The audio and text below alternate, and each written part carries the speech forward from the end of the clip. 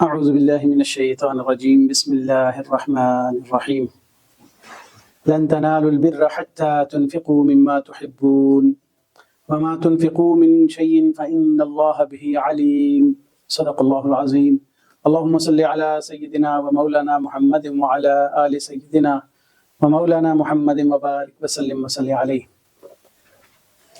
سامعین محترم، سورۃ آل عمران کا دوسرا باب چل رہا ہے جس میں رسالت کے اس بات اس کو ثابت کرنے اور رسالت پر یہود و نصارہ کے پیش کردہ اعتراضات اور شبہات کا جواب یہاں سے شروع کیا گیا ہے.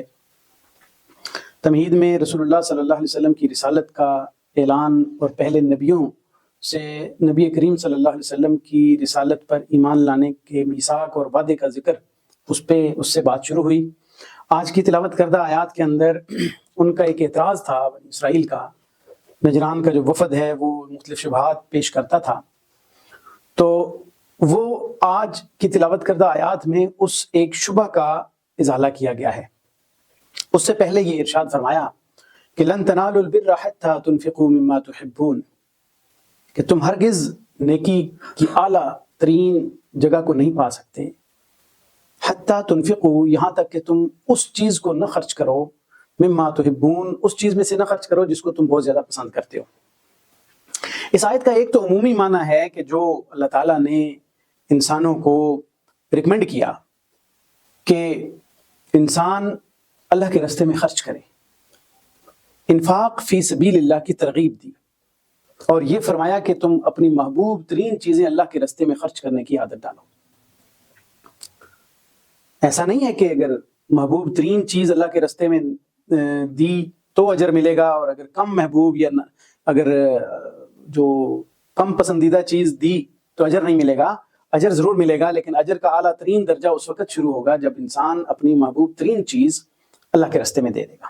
یہ عام انفاق فی سبیل اللہ کے حوالے سے بھی ایک بہترین اصول اللہ تعالیٰ نے ارشاد فرما دیا، کیونکہ ہم اچھی چیز بہترین چیز کو دل کے ساتھ لگا کے رکھتے ہیں اور اس کو خرچ کرنے کے لیے ہمارا دل مائل نہیں ہوتا. تو ایک تو اس کا یہ میسج ہے.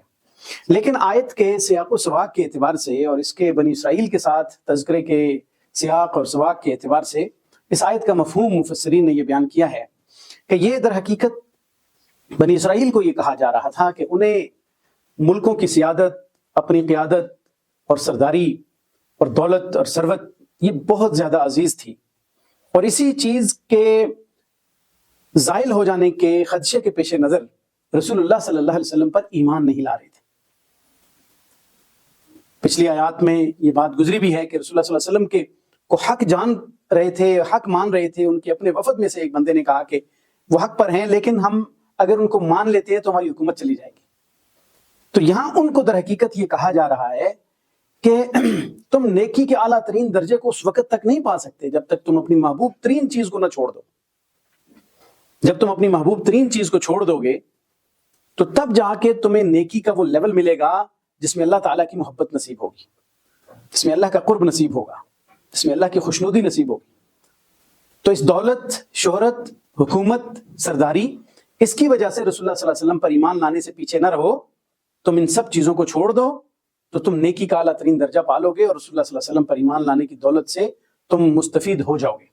وما تنفقوا من شيء، جو بھی تم خرچ کرتے ہو، جو بھی تم چیز اللہ کے راستے میں دیتے ہو، فإن اللہ به علیم، اللہ تعالیٰ اس کو بڑی اچھی طرح جاننے والا ہے.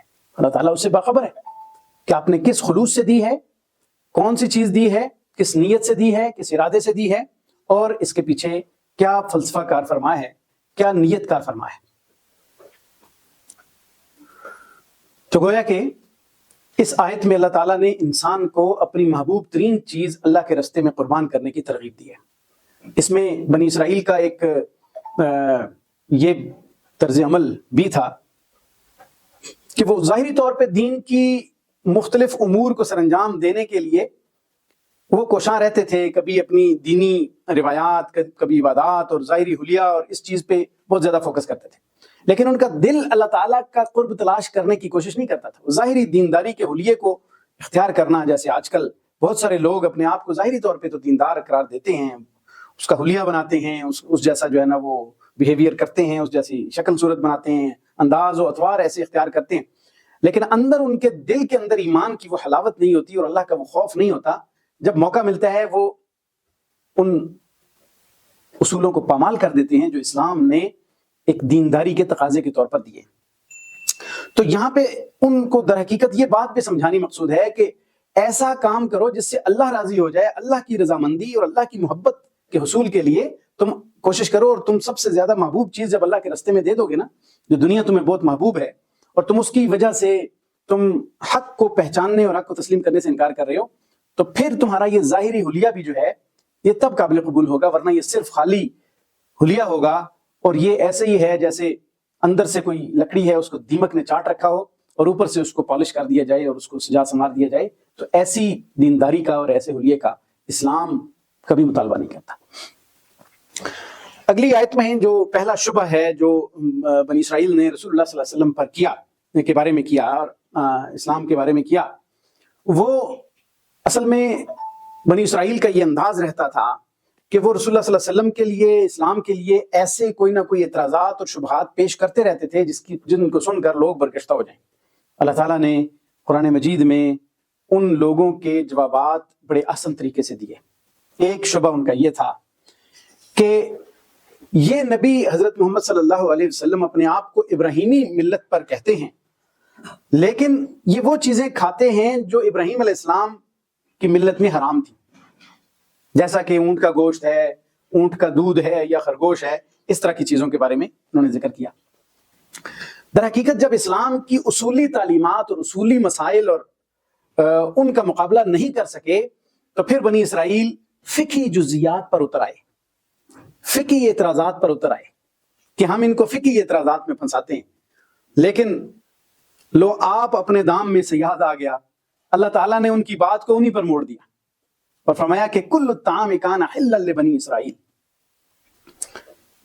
جو بھی کھانے تھے، جو بھی کھانے آج کے دور میں بھی حلال ہیں، وہ بنی اسرائیل کے لیے بھی حلال تھے، ابراہیم علیہ السلام کے دور میں بھی حلال تھے، ابراہیم علیہ السلام کے لیے بھی حلال تھے، ملت ابراہیمی میں بھی حلال تھے. الا ما حرم اسرائیل علی نفسه من قبل ان تنزل التوراۃ، سوائے ان چند چیزوں کے جو حضرت یعقوب علیہ السلام نے اپنے اوپر منع کر لیے تھے تورات نازل ہونے سے پہلے. حضرت یعقوب علیہ السلام کا لقب اسرائیل تھا، یعنی اللہ کا بندہ. ان کو کچھ بیماری لاحق تھی. بعض مفسرین نے لکھا ہے کہ یہ عرق النساء کی انہیں مرض تھا، تو انہیں اطباء نے کہا کہ آپ یہ اونٹ کا گوشت نہ کھایا کریں. ایک روایت یہ ملتی ہے مفسرین کے نزدیک، ایک یہ ملتی ہے کہ اس بیماری میں انہوں نے نظر مانی کہ اگر میں اس بیماری سے ٹھیک ہو گیا تو میں اپنی وہ چیز جو مجھے پسندیدہ ترین ہے، محبوب ترین ہے، میں اس چیز کو کھانا چھوڑ دوں گا، استعمال چھوڑ دوں گا. اور حضرت یعقوب علیہ السلام کو اونٹ کا گوشت اور اونٹ کا دودھ بہت پسند تھا. چنانچہ وہ جب ٹھیک ہوئے تو انہوں نے اپنے اوپر اس کو منع کر لیا. یہ چیز سابقہ شریعتوں میں کچھ چیزیں جائز تھیں، اور شریعت محمدیہ صلی اللہ علیہ وسلم میں اللہ تعالیٰ نے ان چیزوں کو منع کر دیا. کئی چیزیں، کئی احکام پہلے تھے، بعد میں منسوخ ہوئے، اور شریعت محمدیہ میں ان کی تکمیل کر دی اور وہ مکمل شکل میں آ گئے اور وہ چیزیں منسوخ ہو گئی. اس میں یہ تھا کہ حلال چیز کو اپنے اوپر حرام کیا جا سکتا تھا نظر مان کر. شریعت محمدیہ میں اللہ تعالیٰ نے اس کو منع کر دیا. اسلام میں اللہ تعالیٰ نے اس کو منع کر دیا کہ آپ اپنے اوپر اللہ کی حلال کردہ چیزوں کو حرام نہیں کر سکتے. تو اس وقت کی نظر تھی. جب ٹھیک ہو گئے تو انہوں نے اونٹ کا گوشت کھانا، اونٹ کا دودھ پینا چھوڑ دیا اپنی اس نظر کو ماننے کے لیے. یا دوسری صورت میں اگر ہم اس روایت کو لیتے ہیں تو اطباء کے مشورے سے، تو انہوں نے تو ضرورت کے تحت اس کو اپنے اوپر روک لیا، منع کر لیا. لیکن آگے جو آپ کی اولادیں تھیں تو انہوں نے حضرت یعقوب علیہ السلام کی دیکھا دیکھی، آپ کی پیروی کی، اور انہوں نے اپنے اوپر اس چیز کو وہ نہیں استعمال کرتے تھے. اللہ نے انہیں حرام نہیں قرار دیا تھا، سوائے اس کے جو حضرت یعقوب علیہ السلام نے اپنے اوپر خود منع کر لیا تھا، روک لیا تھا اس کو علی نفسی، اپنے آپ پر، من قبل ان تنزل التورات، اس سے پہلے کہ تورات نازل ہوتی. تورات نازل ہونے سے پہلے انہوں نے یہ اپنے اوپر روک لیا، اپنے اوپر حرام کر لیا. اللہ تعالیٰ نے ان چیزوں کو حرام نہیں کیا تھا. کل الطعام کان حلا لبنی اسرائیل، یہ جن چیزوں کا ذکر کر رہے ہیں یہ سب کھانے کی چیزیں بنی اسرائیل پر حلال تھیں.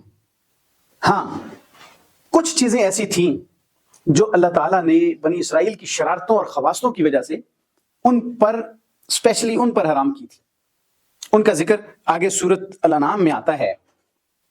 اللہ تعالیٰ نے ارشاد فرمایا کہ وَعَلَى الَّذِينَ هَادُوا، یہودیوں پر سورۃ الانعام کی آیت نمبر ہے یہ 146.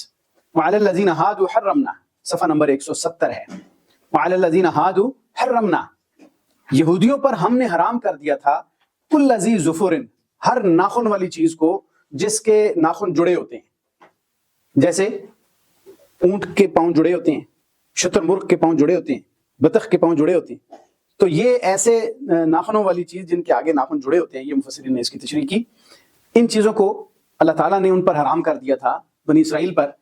وَمِنَ الْبَقَرِ وَالْغَنَمِ، گائے اور بکریوں کی جو حرمنا علیہم شحومہما، ان پر ان کی چربی حرام کر دی تھی اللہ تعالیٰ نے، سوائے اس چربی کے الا ما حملت ظہورہما او الحوایا، مگر وہ چربی جو ان جانوروں کی پیٹھ کے اوپر تھی، پشت کے ساتھ ہوتی تھی اور ان کی انتڑیوں کے ساتھ ہوتی تھی، وہ حرام نہیں تھی.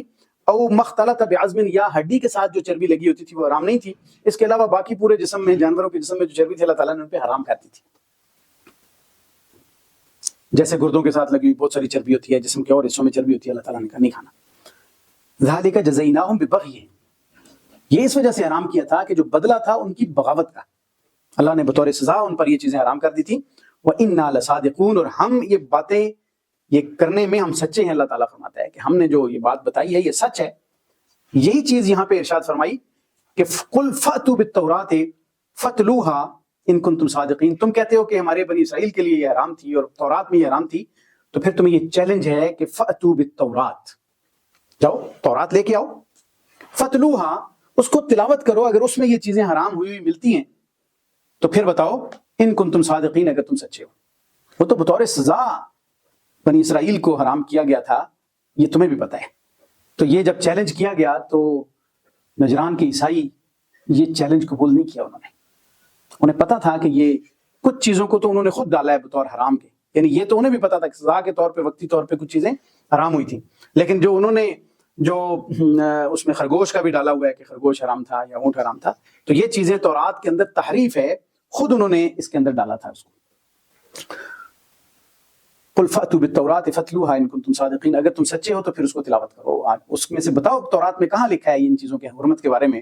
تم اعتراض کرتے ہو کہ یہ نبی ابراہیم علیہ السلام کو فالو نہیں کرتے، یہ ان چیزوں کو اپنے لیے حلال سمجھتے ہیں جو کہ ابراہیم علیہ السلام کے دور میں حرام تھی. تو بتاؤ کہاں لکھا ہے کہ یہ حرام تھی. اللہ نے فرما دیا. یہ گویا کہ ان کے شبہ کا جواب خود دے دیا. لیکن صاف ظاہر ہے کہ جھوٹ باندھ رہے ہیں، اللہ پر جھوٹ باندھ رہے ہیں.